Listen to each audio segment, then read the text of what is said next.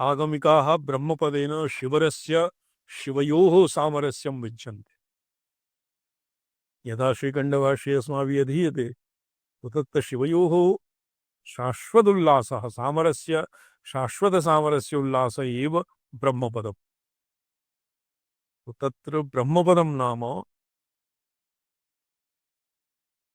चक्ररूपेण पंचविधा वृत्तिः स्थितिः तस्या सूचिनी ज्ञापिका कालात् कर्षति साधकान् इति व्युत्पत्त्या। कालकर्षिणी कालात् अत्र एकः श्लोकः संग्रहश्लोकः आसीत्। ये चण्ड चण्ड गुरुकलमष सिन्धु मगना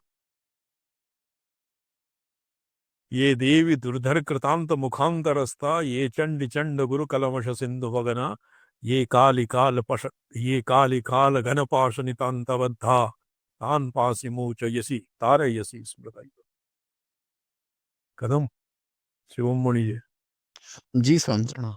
काल पाशाद निबद्धान काल पाशेभ्य यामोजयित्री सा भवति कालकर्षिणी कालम कर्षयति यद्वा कालपाशे कालमुगे निपतितानां निपतितान् ततः उद्धृत्य कालातीते स्वस्वरूपे नियोजयति सा भवति कालकर्षिणी व्यपदेश्या। सा रुद्रशक्तिः त्वमसीति कालमपि अभिभवन्तीं कालस्यपि तत्र उन्मनीदशायां योगिनः कालं वञ्चयन्ति। उन्मनीदशायाम् आरूढ़ाः योगिनः कालं वञ्चयन्ति और अस्मिन् दशायां समन्यां कालः प्रभवति। काल तत्र समन्यां सहस्रपाशैर्निबद्धः अणुः ततः समनीम् उन्मनीं प्राप्तुं न शक्नोति। तो ततः उपरि समनी उन्मनी इति इत्यनयोरन्तराले भवति कालकर्षि। तर्हि एक क्वचित् चित्रपटादौ लिख्यते एक मुखे तस्य मुखस्य ललाटस्थाने त्रिशूलं निर्मीयते। जी कस्मिन् प्राचीन तन्त्रग्रन्थेषु कश्चित् साधकस्य मुखाकृतिं विलिख्य तस्य मुखे एकं त्रिशूलं भवति। एकं मस्तकोपरि गच्छति, एकं कण्टकम्, अपरं वामे चक्षुषि, द्वितीये तृतीये चक्षुषि और दण्डः तत्र हृदयतः उपरि आगच्छति। तो तत्र भवति पञ्चविधा वृत्तिः इत्येव रूपं कालकर्षिण्याः तन्त्रालोके तन्त्रसारे अस्माभिरधीतं तन्त्रसारे कालकर्षिण्याः त्रिशूलादिमण्डलं भवति। त्रिशूल अब्जादिमण्डलं भूमौ अब्जं ये पुष्पसदृशं मण्डलं भवति। पश्चात् त्रिशूलं निर्माय तस्मिन् मण्डले कालकर्षिणी भगवत्याः पूजनादिकं क्रियते। तो तादृशी रुद्रशक्तिः त्वमेव असि कालम् अपि अभिभवन्ति भवति प्रणतोऽस्मि इति गम्यते। अयं भावः यदि चक्रपञ्चके प्रागुक्ते शक्तिरूपे पराम्बा एव कालकर्षिणी नाम्नी नावस्थिता स्यात् तदा कथं तस्य समाहितानां साधकानां कालातिक्रमः स्यात्। कालात् साधकानां कर्षयन्तीं कालकर्षिणी इत्यपि यस्य अर्थः वर्तते। बाल्यादिष्वपि जागृतादिषु तथा सर्वासु अवस्थास्वपि व्यावृत्तास्वनुवर्तमानमहमित्यन्तःस्फुरन् प्राग् स्वात्मानं प्रकटीकरोति भजतां यो मुद्रया भद्रया तस्मै श्रीगुरुमूर्तये नमः। इदं श्रीदक्षिणामूर्ति दक्षिणामूर्ति भगवतः या कालकर्षिणी शक्तिः सा एव बाल्यावस्थायां जागृतावस्थायां स्वप्नावस्थायां और प्रौढ़ावस्थायां सुषुप्त्यवस्थायां वृद्धावस्थायां सुषुप्त्यवस्थायां तुरीय अवस्थायां तुर्यातीतावस्थायां जनान् कालं कालं कर्षयति कालं कर्षयति अतएव तस्य नाम कालकर्षिणी। शक्तिरेव चक्रपुञ्जकं व्यनक्तीति महानय प्रकाशे दशम उदये चतुर्थ पदव्याख्यायां मुक्तं कुंडलिन्यामृत पंचक रूप प्रणवाकारोल्लास एव पंचात्मक विश्वव्याप्त्या स्थितः।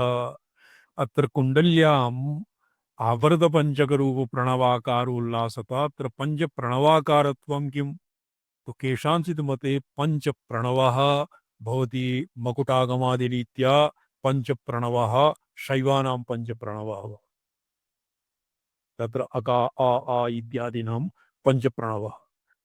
अस्मदादीनां पक्षे अकार उकार मकार अर्धेन्दुनाद इति पंच प्रणवः, अर्थात पंच प्रणवस्य पंचा अवयव प्रणवः, प्रणव पंचक।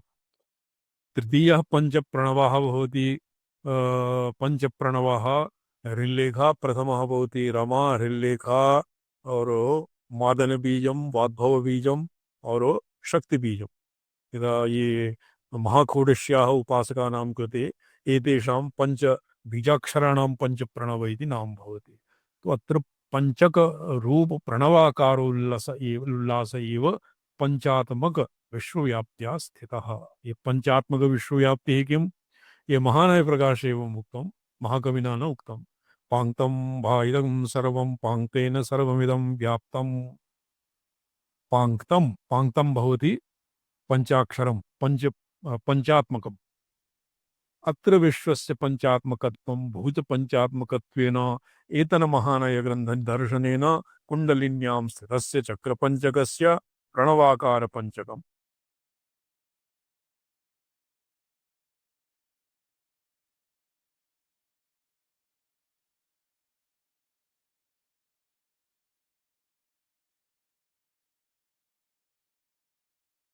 तत्र कुंडलिन्याम् अधस्थितं चक्रम घोष इति, तत ऊर्ध्वं बाडव इति वह्निचक्रम।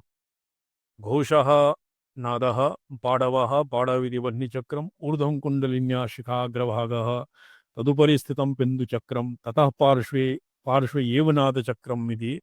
तत्र बाडव इति वह्निचक्रम, मतान्तरे बाडवः इति त्रिशूलपर्यायः अपि भवति। बाडवबीजं वाग्भवबीजम्। कुंडलिन्याम् अधस्थितं चक्रम घोष, तत ऊर्ध्वं बाडव इति वह्निचक्रम, तत ऊर्ध्वं कुंडलिन्याः शिखा अग्रभाग, तदुपरि स्थितं बिन्दुचक्रम, ततः पार्श्वे एव नादचक्रम इति। प्रसादस्तु प्रणवस्य अर्धमात्र रूपः। प्रसाद मंत्र प्रकर्षेण सीदति सन्निहितो भवति तावद् रूपमापन्नो इति ध्याता बीज समाधि काले यस्मिन् स प्रसाद इति व्युत्पत्तेः। तत्र प्रसाद एव प्रासादः। सा च अर्धमात्र रूपा चितिशक्तिः।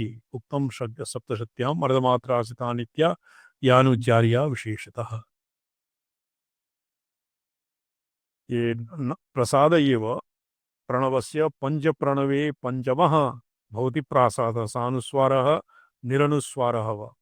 तत्र मतान्तरे हयग्रीव और हयग्रीव दक्षिणामूर्ति संप्रदाये सानुस्वारः, तत्र केवलं विसर्गः, केवलम् अनुस्वारः, केवलं विसर्गः अनुस्वारश्च एवं स्वगुरुक्रमरीत्या पंचप्रणवः अर्धमात्रास्ता नित्या यानुचार्या विशेषतः। तु महानय प्रकाशे यत् प्रसादः इति लिखितं तत् कुण्डलिन्याम् अधस्थितं चक्रं घोष इति, तत ऊर्ध्वं बाडव इति वह्निचक्रं, तत ऊर्ध्वं कुण्डलिन्याः शिखा अग्रभागः,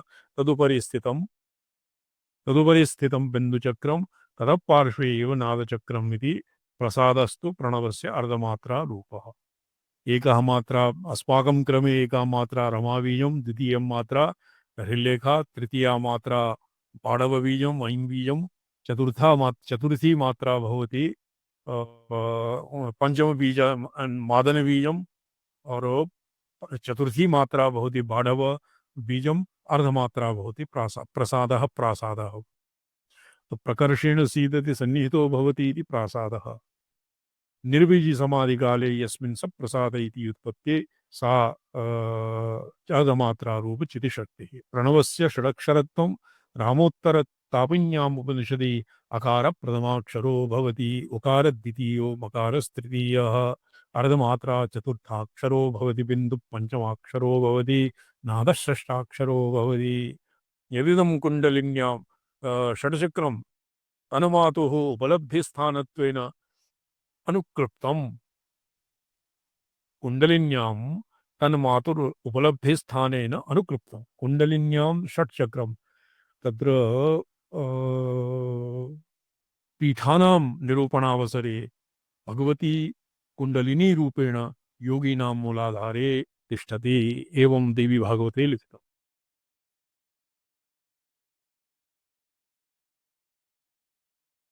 नादः षष्ठाक्षरो भवति कुण्डलिन्यां चक्र षटकध्यानरूपं च मातृदर्शनोपायं प्रदर्शयन्नेव निःश्रेयसफलक दुरवगाह दर्शनां मातरं स्तौति। एवं तत्र कुण्डलिन्यामपि यस्य कस्यापि वशे नास्ति। मूलाधारचक्रे तर्येव स्थितिर्भवति यस्य गुरूपदेशेन अन्तर्मुखतया तत्र उक्तं मूलाधारे त्रिवलया सा त्रिवलयाकारा कुण्डली स्वमुखेन सुषुम्नापथं पिदधति किं करोति प्रसुप्ता भवति। तस्य मुखं किं कफवातेन कफवातपित्तेन मुखं पिहितं भवति। भस्त्रिकादि प्राणायामेन यद्वा शक्त्युत्थापिनी मुद्रया यद्वा शक्तिसञ्चालिनी मुद्रया सा कुण्डलिनी यदानीं तस्य पिधानं मुखस्य पिधानम् अपगच्छति और सुषुम्ना नाड्याः मुखम् अनावृतं भवति सा तस्मिन् सुषुम्नायां प्रविशति। तस्मिन् प्रविश्य दण्डाहत इवोरगी सा उपरि उपरि गच्छति। उपरि उपरि गत्वा तत्तत् चक्रेषु तस्य भवति। किन्तु कुण्डलिन्याः दर्शनं कुण्डलिनी रूप सुषुम्नायाः दर्शनं महत् पुण्यं मन्यते। योग कुण्डलिनी उपनिषद रीत्या यदि अंतःकरण यदि येन योगिना सकृदेव सुषुम्नायाः दर्शनं कृतं तस्य कोटि अनेक कोटि जन्मार्जितानि पापान् पाप पाप्मा नश्यन्ति। घोषपाडवशिखास्तदुत्तरम् घो घोषपाडाडवशिखा खास्तदुत्तरम् बिन्दुनादयुगलं जयत्पदम् बिन्दुनादयुगलं च यत्पदम् सप्रसादमिह पञ्चवेशिवे अप्रसादमिह पञ्चभिशिवे त्वां कलाभिरनुलप् अनुकृप्तमोमपि त्वां कलाभिरनुतृप्तमोऽपि ओमपि ओम ॐ तस्य वाचक प्रणवः। ओम ओम नाम तस्य वाचकः प्रणवः। तज्जपस्तदर्थभावनम् ततः क्षीयते तदर्थभावनम् ततः प्रत्यक्षचेतनाधिगमः अंतरायाणाम् अभावश्च अंतरायाणाम् अभावश्च तादृशम् ओम अपि कलाभिः अनुकृप्तम् तव पंचकलाभिः प्रणवः पंचमात्रात्मकः प्रणवः तव कलाभिः अनुकृप्तम्। घोषः प्रायशः अकारः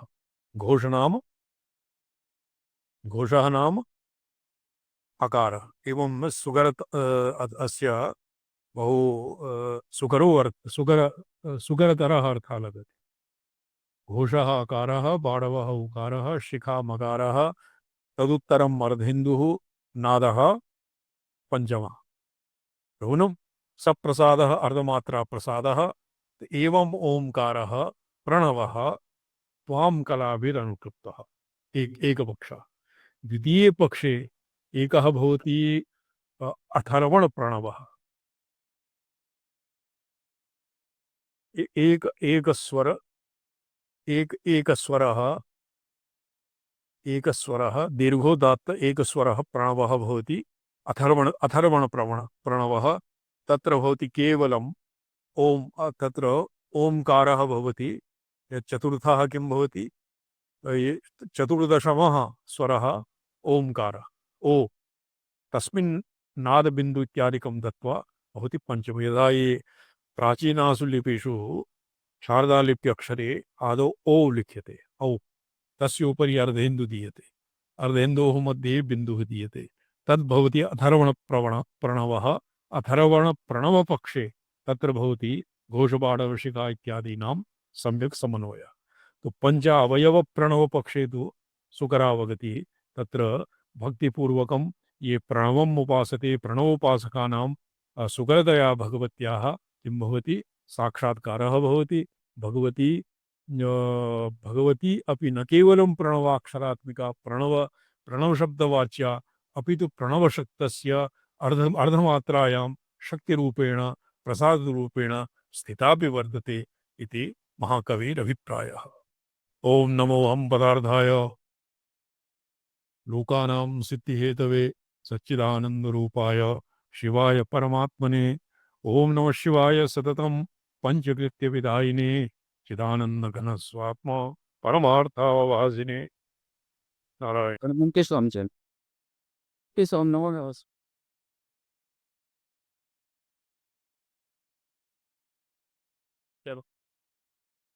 गर्गमाभागा अद्यनागत पर एकस्मिन् विवाहे सन्दिते आज अरे उत्कलीयाः सज्जनाः उत्कलदेशात् आगच्छन्ति स्म तेभी किञ्चित् आगत्य पुनः निर्गता इति प्रतीयते। अच्छा जी, नारायण।